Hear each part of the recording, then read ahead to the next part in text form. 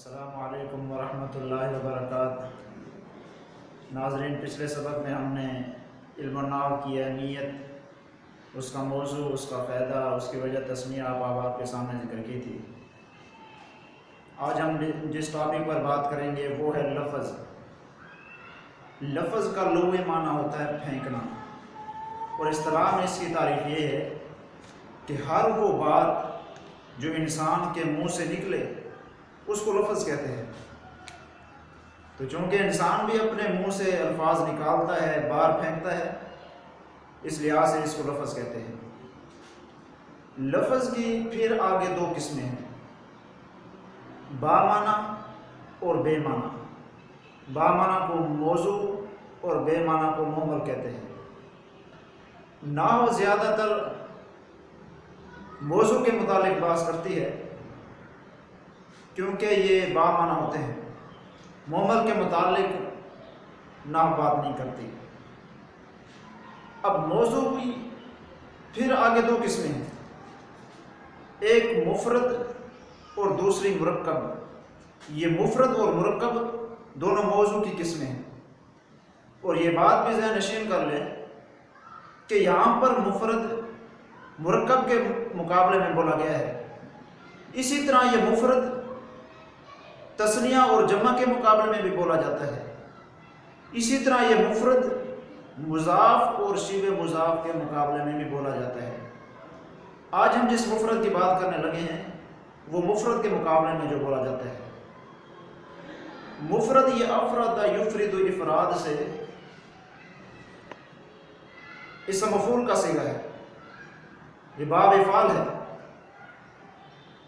مفرد جو ایک فرد پر دلالت کرے، اور دوسری لحاظ سے اس کی تعریف یہ بھی کی گئی ہے کہ جس کا جز معنی کے جز پر دلالت نہ کرے۔ اب مفرد کی پھر آگے تین قسمیں ہیں، اسم، فعل اور حرف۔ اسم نام کو کہتے ہیں۔ اب سوال یہ ہے کہ ہم نے مفرد کی تین قسمیں بنائی ہیں، اسم، فعل اور حرف کو۔ ہم نے سب سے پہلے اسم کا ذکر کیوں کیا ہے؟ فعل اور حرف کا ذکر پہلے کر سکتے تھے، اس وجہ سے کہ اسم، فعل اور حرف اپنی ان دونوں قسم سے یہ بلند ہوتا ہے، اور آپ کو یہ بھی علم ہونا چاہیے کہ اسم کا معنی بلندی کے ہیں۔ آسمان کو بھی آسمان اس لیے کہتے ہیں کہ وہ بلندیوں پر ہے۔